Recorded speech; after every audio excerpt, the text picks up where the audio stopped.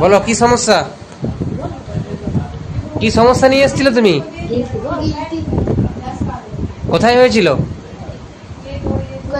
গলাতে। গলার মানে এই সাইড গুলোতে না?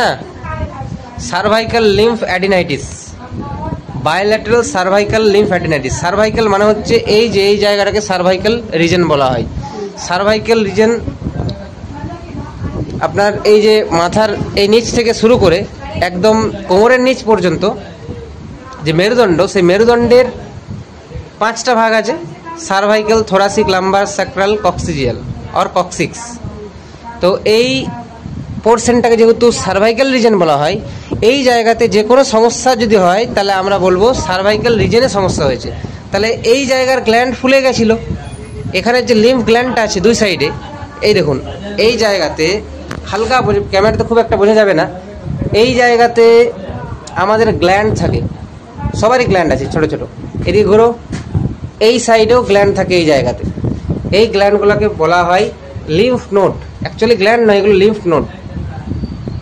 দেয়ার are multiple lymph nodes in the different regions of our body. আমাদের বডিতে বিভিন্ন জায়গাতে অনেক রকমের, অনেক নামের লিম্ফ নোড আছে। যে যে জায়গাতে যে যে লিম্ফ নোড আছে সেই নাম অনুযায়ী সেই লিম্ফ নোডগুলোর নাম দেওয়া হয়। যেমন এখানে সার্ভাইকাল রিজনে লিম্ফ নোড আছে, সার্ভাইকাল লিম্ফ নোড বললাম। অ্যাক্সিলারি রিজন অর্থাৎ এই যে অ্যাক্সিলা, আন্ডার আর্মের যে লিম্ফ নোডগুলো আছে সেগুলোকে বলা হচ্ছে axillary lymph node, mesenteric lymph node, এরকম বিভিন্ন লিম্ফ নোড আছে। তো এই যে কেসটা, এই কেসটা সার্ভাইকাল লিম্ফ নোডগুলো এই পেশেন্টের ফুলেছিল। সার্ভাইকাল লিম্ফ নোড দুই সাইডে থাকে, সেই লিম্ফ নোডগুলো ফুলেছিল, এখনও আছে, পুরোপুরি কমেনি। কিন্তু একবার জাস্ট আমি ওষুধ দিয়েছি with the symptom similarity. I had selected in that time when patient has came to me QS or Quicksilver 30 potency দিয়েছিলাম রিপিটেড ডোজে, অর্থাৎ প্রত্যেক দিন 2বার করে 30 potency দিয়েছিলাম। 7 দিন খাওয়া হয়েছে। তো পেশেন্ট কেমন আছে কি আমরা জেনে নেব। কেমন লাগছে তোমার? কতটা ভালো লাগছে? আগের থেকে কতটা ভালো লাগছে? কি কি সমস্যা ছিল যখন এসেছিলে? ব্যথা করছিল আর প্রত্যেকদিন রাত্রেবেলাতে জ্বর আসতো। তো এই কেসটাতে সার্ভাইকাল লিম্ফ অ্যাডিনাইটিসে আমাদেরকে হোমিওপ্যাথিক্যালি কেস টেকিং করতে হয়েছিল। আমি কেস টেকিং করেছিলাম। দ্য প্রবলেম ওয়াজ বায়োল্যাটারাল অর্থাৎ দুই দিকে cervical lymph adenitis with pain and fever aggravates in the every night. ঠিক আছে, প্রত্যেক দিন রাত্রেবেলায় জ্বর আসছিল। পেশেন্টের ফিজিক্যাল মেকআপ এরকম লিনথিনিমাসিয়েটেড যেরকম হয়, আমাদের নেট্রামিওর হয়, আমাদের সিপিয়া হয়, এরকম বডি মেকআপ ফসফরাস হয়, ক্যালকিরিয়া কার্ভ হয়, ক্যালকিরিয়া ফস হয়। ঠিক আছে, এরকম বডি মেকআপ হয়। তাকাও, সোজা হয়ে বসো তুমি। নেট্রামিওরের বডি মেকআপ এরকম অনেকটা টাইপের হয়। নেট্রামিওর পরবর্তীকালে আসতেও পারে। ওইদিকে তাকাও, এরকম ঘাড়টা সরু হয় নেট্রামিওরে। সোজা হয়ে বসো, একদম সোজা হয়ে বসো। ঠিক আছে। তো এই পেশেন্টকে এই লিনথিনিমাসিয়েটেড বডি, জিভটা ময়েস্ট ছিল, ঘামে প্রচুর দুর্গন্ধ ছিল, তার সাথে ছোটোবেলায় নিউমোনিয়া বা ফ্যামিলি হিস্ট্রিতে সেরকম কিছু পায়নি, এবং পেশেন্ট খুব হারিড অর্থাৎ হড়বড়ে স্বভাবের, যে কোনো কাজ খুব দ্রুত করে, হড়বড় করে করতে চাই।